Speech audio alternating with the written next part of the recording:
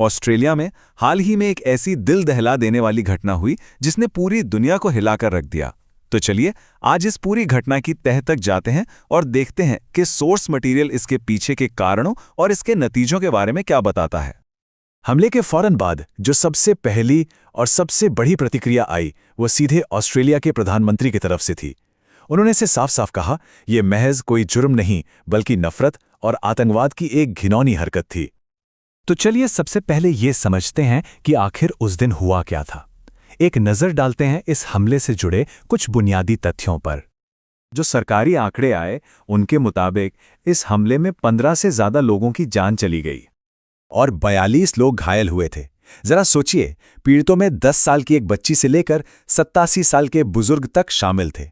ये आंकड़े वाकई इस त्रासदी की भयावहता दिखाते हैं। और ये हमलावर कौन थे? एक बाप बेटे की जोड़ी, 50 साल का साजिद अकरम जो पाकिस्तान में पैदा हुआ था और उसका 24 साल का बेटा नवीद अकरम जिसकी पैदाइश ऑस्ट्रेलिया की ही थी। लेकिन ये सिर्फ आंकड़े नहीं हैं, ये वो जिंदगियां हैं जो हमेशा के लिए खत्म हो गईं। पीड़ितों में एक नाम था अलेक्जेंडर क्लेटमैन का, जो एक हॉलोकॉस्ट सर्वाइवर थे।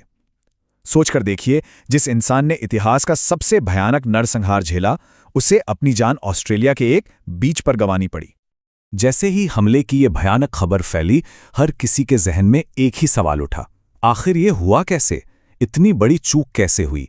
इसे रोका क्यों नहीं जा सका? और हैरानी की बात यह है कि हमलावरों में से एक यानी नवीद अकरम एजेंसियों के लिए कोई अनजाना चेहरा नहीं था। वो तो सालों से ऑस्ट्रेलियाई इंटेलिजेंस के रडार पर था। और ये स्लाइड देखिए, ये दिखाती है कि कागजों और हकीकत में कितना बड़ा फर्क था। एक तरफ सरकारी आकलन में उसे कोई बड़ा खतरा नहीं बताया गया और दूसरी तरफ हकीकत ये थी कि आईसिस से उसके लिंक की जांच हो चुकी थी और उसके घर पर 1-2 नहीं बल्कि 6 लाइसेंसी बंदूकें थीं। ये तो एक बहुत बड़ा विरोधाभास है।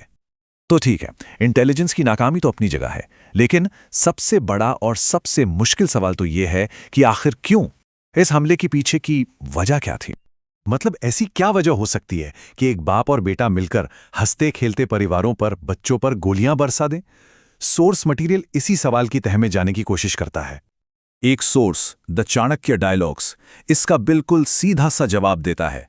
उनके मुताबिक मकसद एकदम साफ था, यहूदी धर्म के लोगों से नफरत। पीड़ितों को सिर्फ और सिर्फ इसलिए निशाना बनाया गया क्योंकि वो यहूदी थे। और इससे भी ज्यादा परेशान करने वाली बात जानते हैं क्या है?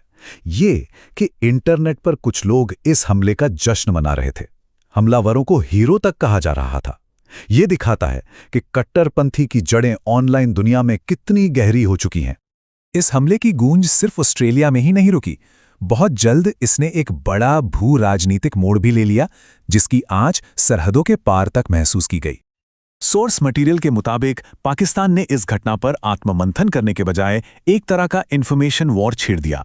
ऐसे आरोप लगे कि सोशल मीडिया के जरिए हमले का दोष अफगानी नागरिकों पर डालने की कोशिश की जा रही थी।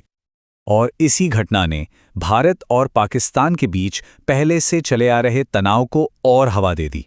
भारत ने इस मौके का इस्तेमाल करते हुए संयुक्त राष्ट्र में अपनी पुरानी बात को और जोर से दोहराया कि पाकिस्तान वैश्विक आतंकवाद का केंद्र है। तो इन सब के बाद सवाल ये उठता है कि अब आगे क्या होगा? इस हमले का ऑस्ट्रेलिया की घरेलू नीतियों और पूरी दुनिया पर क्या और कैसा असर पड़ेगा?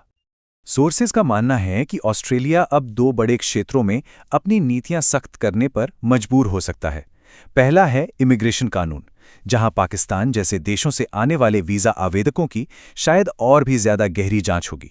और दूसरा है गन कंट्रोल, क्योंकि हमलावरों के पास 6 लाइसेंसी बंदूकें कैसे पहुंची, ये सवाल हर किसी को परेशान कर रहा है। लेकिन आखिर में बॉन्डी बीच का ये हमला हम सबके सामने एक बहुत बड़ा और आज के दौर का सबसे मुश्किल सवाल छोड़ जाता है। जब नफरत और कट्टरता ऑनलाइन फैल रही हो, तो कोई भी देश अपनी सीमाओं के अंदर मौजूद ऐसे खतरों से खुद को कैसे बचा सकता है?